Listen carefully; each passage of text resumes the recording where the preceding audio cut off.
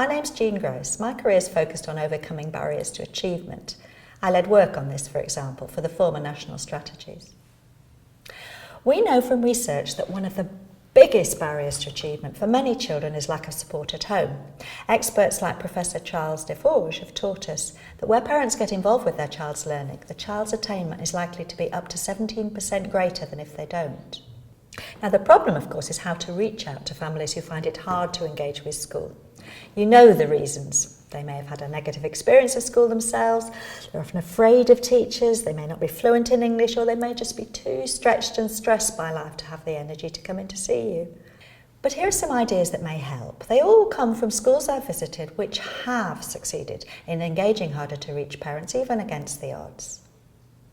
What all these schools share is a whole school approach in which parents are made to feel genuinely welcome.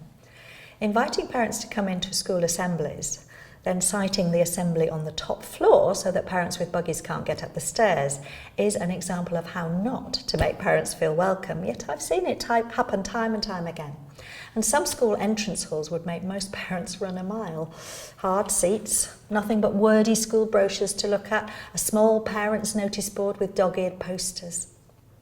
Then there are other schools where you just know they put themselves in the place of parents and made the entrance inviting, with comfy chairs and magazines like Hello and Grazie on the coffee table, local radio playing instead of Mozart, toys on the floor for toddlers to play with, information in community languages and big bright posters inviting families to join in with a wide range of activities.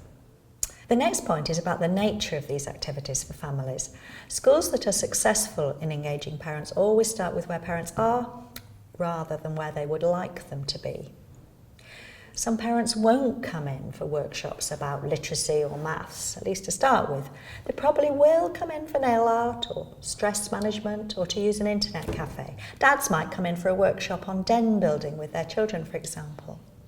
A head teacher I met recently in Cheshire captured for me the importance of starting with non-threatening activities.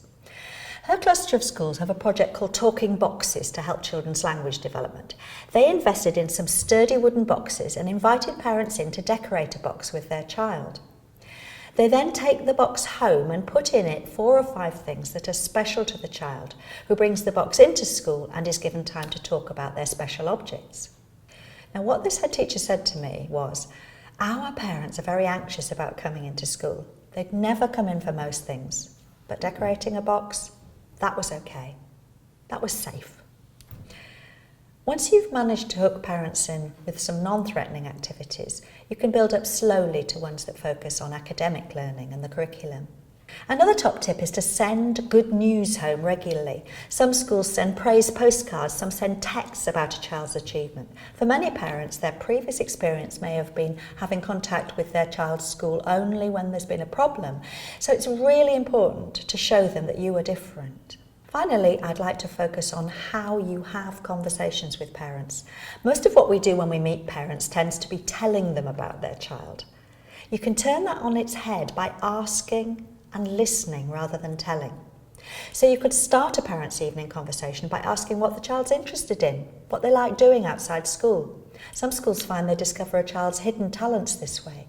You can ask parents if there's been anything the child has particularly enjoyed doing at school, maybe talked about at home. What was it about that worked well for the child? What in general does the parent think is the best way to get the child turned on to learning? Do they think that there's anything getting in the way of the child's progress? What might help? What's worked for them in the past with previous teachers? The idea is to show that you're really interested in the parents' views and have a dialogue about the child's progress, not a monologue.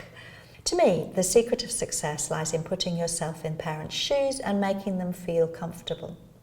I hope there's been an idea or two here that might help with this. Thank you for listening.